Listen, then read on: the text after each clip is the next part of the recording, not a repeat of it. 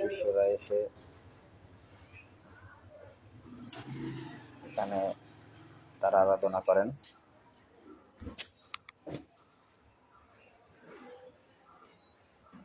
ভক্তিভরে স্মরণ করেন। এটা হচ্ছে তার পুরনো মন্দির, বিশাল এরিয়া নিয়ে এই মন্দিরটি। এখানে বছরে 4 বার বাৎসরিক অনুষ্ঠান হয়, যেমন মাঘী পূর্ণিমায়, তারপরে চৈত্র মাসে। আরও 2টি অনুষ্ঠান এখানে বাৎসরিকভাবে হয়ে থাকে। এটা সুন্দর কারুকার্যের একটা মন্দির, ভিতরে দেখার মতোই,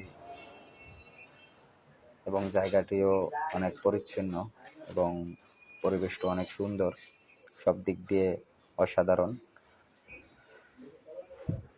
এই মন্দিরের আওতায় বিশাল চারদিকে মাঠ রয়েছে, পুকুর রয়েছে, আরও অনেক কিছু দেখার মতো আছে। এই মাঠে যারা এই মন্দির পরিচালনা করেন তারা শাকসবজিও চাষ করে থাকেন।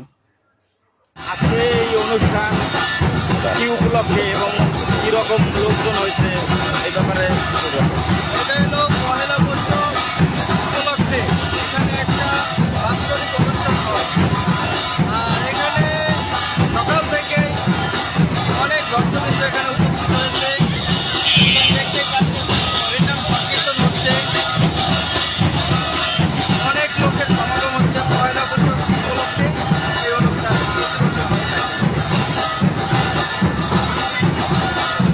এটা বছরে একবারই হয় অনুষ্ঠান।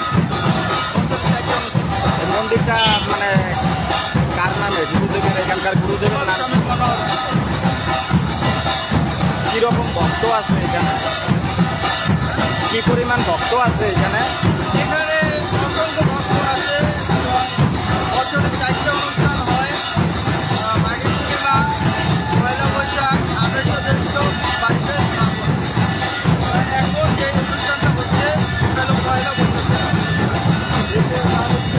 কত টাইম এই অনুষ্ঠানটা চলতে থাকে?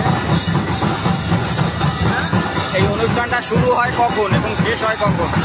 এটা সকাল থেকেই শুরু হয় এবং শেষ হয়।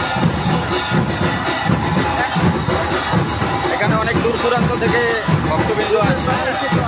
দেশের বাইরে থেকেও